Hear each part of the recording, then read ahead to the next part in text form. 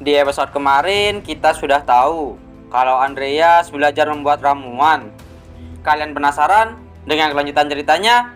Jadi, tanpa berlama-lama, kita langsung saja ke ceritanya. Kita dilihatkan dengan Andreas yang lagi berlatih pedang bersama Nickel. Dia berlatih pedang sambil dia berpikir bagaimana cara mendapatkan uang. Aku menemukan takarannya sendiri. Masalahnya adalah uang. Sudah aku duga, aku harus menemukan cara untuk menghasilkan uang terlebih dahulu. Apa sungguh tidak ada cara yang layak untuk aku mendapatkan uang?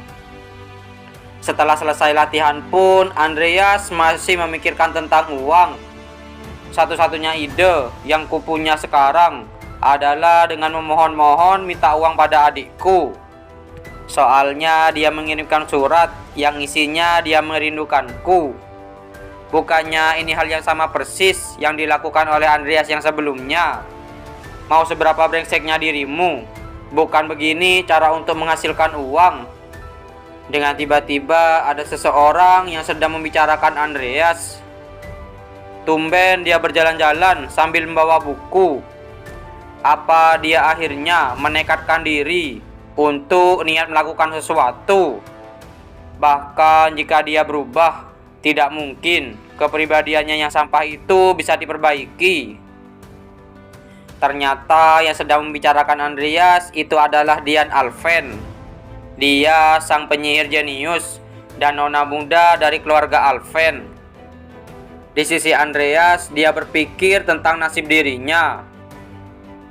Kita cukup akrab ketika masih kecil, tapi karena keluarga Karamel memiliki banyak utang yang harus dibayar, kami lama-kelamaan menjauh. Semenjak itu, Andreas melakukan hal-hal yang cukup buruk. Jadi kemungkinan dia bakal membunuhku jika aku mengajaknya ngobrol saja. Sudah aku duga, meminta uang pada adik perempuanku adalah pilihan yang terbaik sekarang. Kita beralih di kota Rotland. Di sana ternyata Andreas menemui adiknya yang bernama Ami. Ami berkata, "Aku mengirimkan banyak sekali surat, tapi kamu tidak membalas satupun. Apa yang terjadi? Maaf, aku membuatmu harus bekerja. Padahal kamu seorang nona dari keluarga Kon. Tumben sekali kamu mengatakan sesuatu seperti ini. Lagi pula bukan salahmu kok. Kenapa raut wajahmu begitu serius? Apa kamu membutuhkan lebih banyak uang lagi? Aku sudah memikirkannya dan sudah menyiapkan sedikit untukmu. Jangan terlalu banyak difoya-foyakan uang ini." "Terima kasih Ami, aku pasti akan mengembalikan uangnya." "Cincinmu kemana Andreas?" "Cincin ukir itu. Aku lepas agar aku tidak menghilangkannya. Kamu menjaganya dengan baik kan?" Andreas berpikir kalau Ami yang sebenarnya sebaiknya tidak tahu.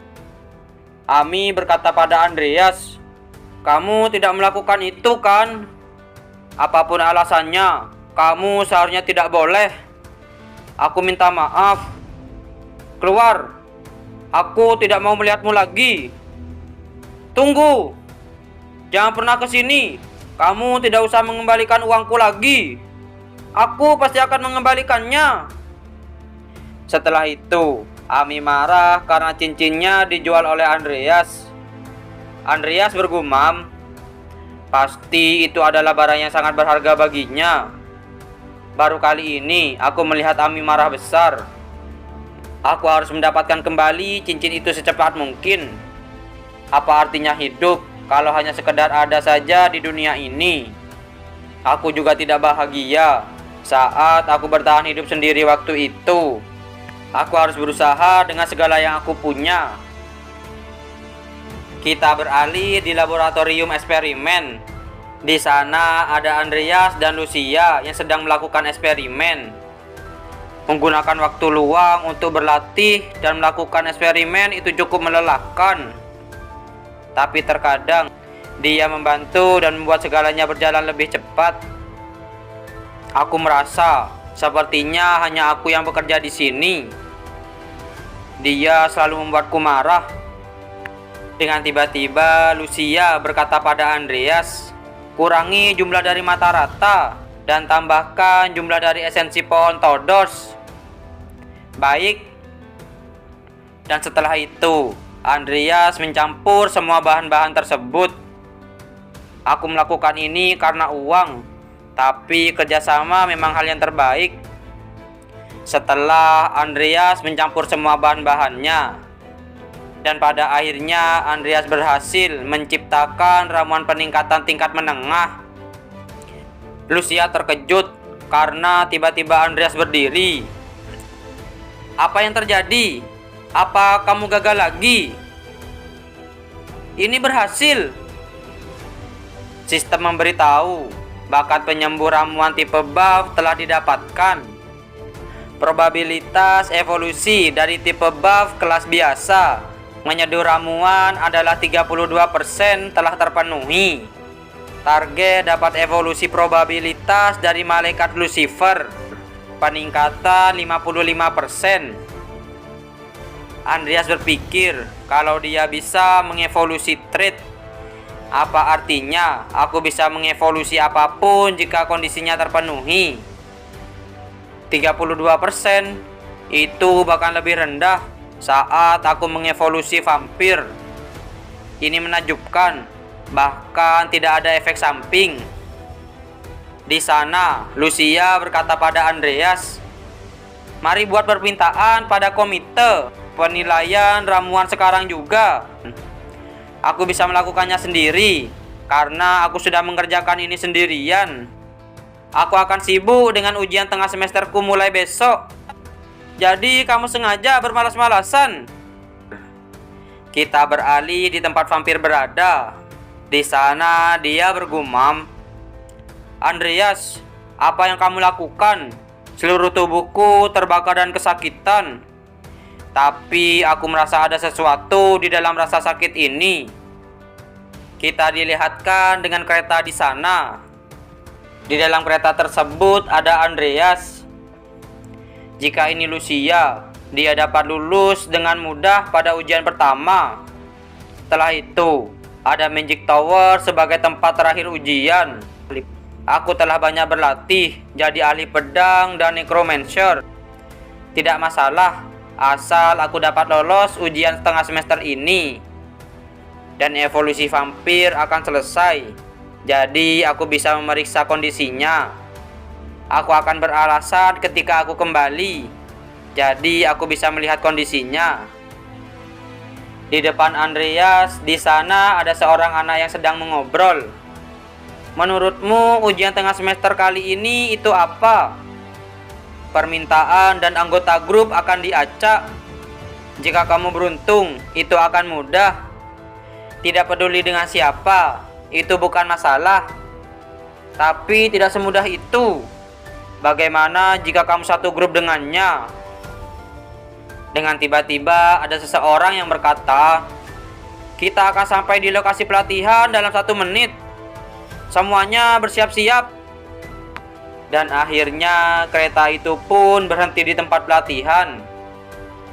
Orang di sana memberitahu pada seluruh peserta. Seperti yang dikatakan sebelumnya, ujian tengah semester tahun ketiga akan menjadi tugas kelompok dengan anggota acak. Setiap grup terdiri dari 3 murid, yang terdiri dari 1 murid dari jurusan warrior, 1 dari jurusan riset, dan seorang pengawas. Setiap grup memiliki waktu hingga hari Senin waktu menyelesaikan tugas. Aku harap kalian semua berhasil. Kalau begitu, mari kita umumkan anggota grupnya. Di sana ada Andreas memasang muka yang tidak puas. Sial, dalam akademi banyak villain di dekatku dan Charon. Dan dalam ujian ini ada 2 di grupku. Pertama, player yang melawan sekte fanatik, Hazar Gapri. Yang lainnya adalah pembunuh tidak pandang bulu di akademi, Vivian the Lunatic. Kenapa aku satu grup dengan mereka? Di sana ada seseorang yang memanggil Andreas. Kamu melihat fotoku kan? Aku cari stopper, satu grup denganmu. Senang bertemu denganmu. Sepertinya kamu berlatih seperti warrior, meskipun kamu seorang penyihir. Halo, namaku Nazar Jeffrey. Dan aku pikir menjadi warrior yang tidak ramah adalah masalah besar. Aku Vivian Belkan. Di sana ada Andreas memasang wajah yang tidak percaya. Bahkan adamu seperti kesatria di grup ini. Masalah di grup ini bukan mereka saja. Bagaimana bisa kita mempunyai pengawas seperti Yanke? Ini adalah grup yang paling buruk. Orang di sana berkata, ketika semua sudah berkumpul dalam grup, kalian dapat melanjutkan permintaan. Ada Andreas dengan wajah tidak percaya dirinya. Kembali dengan grup ini. Setelah itu, kita dilihatkan dengan kelompok Andreas yang sedang berkumpul di dalam kereta. Di sana ada Ivy berkata, "Aku Ivy, pengawas grup 9. Ini tugas grup kita. Pastikan kalian membaca ini dengan benar. Formulir permintaan, investigasi sebuah desa di wilayah Baron Balorik. Ada rumor mengatakan bahwa pemilik tanah desa Tarim telah dibunuh. Kami mengirimkan seorang investigator ke sana, tapi dia juga telah menghilang. Oleh karena itu, kami meminta mercenary guild untuk melakukan investigasi." Apa ada pertanyaan? Di sana ada Andreas yang bermuka cemberut. Dia memikirkan tentang Ivy. Dia jauh lebih agresif ketimbang di game. Selain fakta bahwa dia akan menjadi Aura Master termuda di masa depan, tidak ada informasi lain yang diketahui mengenai karakternya. Kemampuannya memang canggih, tapi sepertinya kepribadiannya akan menyulitkanku.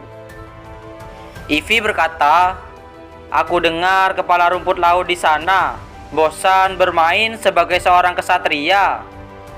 Penyihir sepertimu, jangan bercanda, mengangkat beban saja tidak bisa."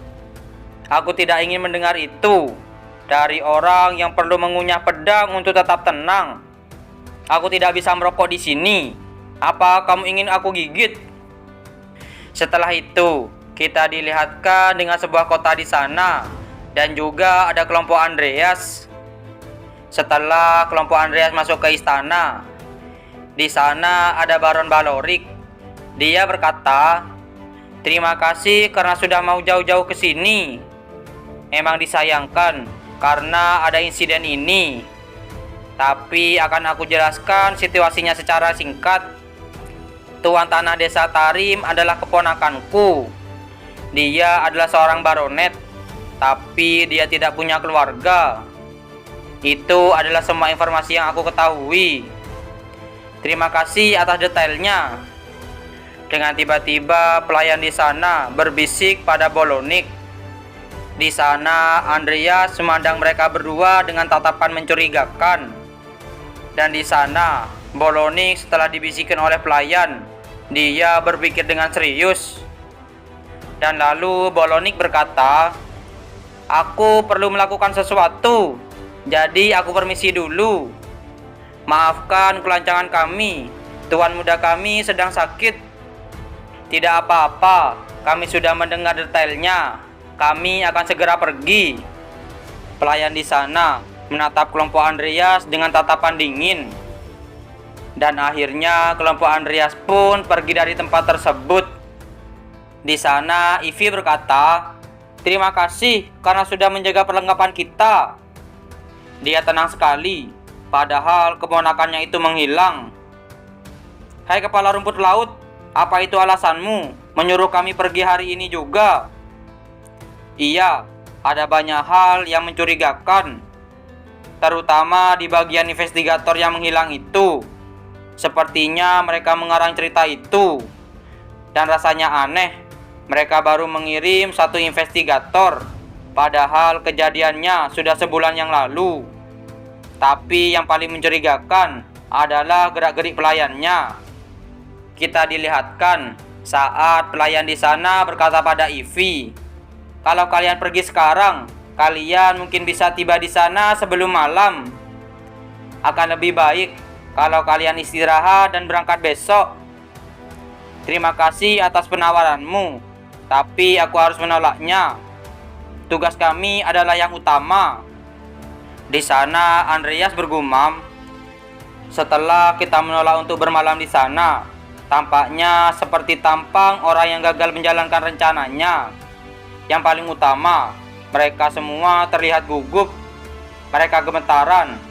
Pernapasan dan gerak-gerik mereka juga bahkan gestur kecil mereka jelas sekali bahwa sikap mereka itu adalah sikap orang yang menyembunyikan sesuatu." Di sana Ivy berkata, "Baiklah, ayo kita pergi ke desa Tarim sekarang juga." Setelah itu, kelompok Andreas pun pergi ke desa Tarim. Apakah kelompok Andreas bisa menemukan keponakan Bolorik? Kalian penasaran? Jadi, jangan lewatkan di episode yang selanjutnya. Terima kasih telah menonton video kami sampai selesai. Jangan lupa subscribe dan like dan share video-video kami ke teman-teman Anda. Dan dadah.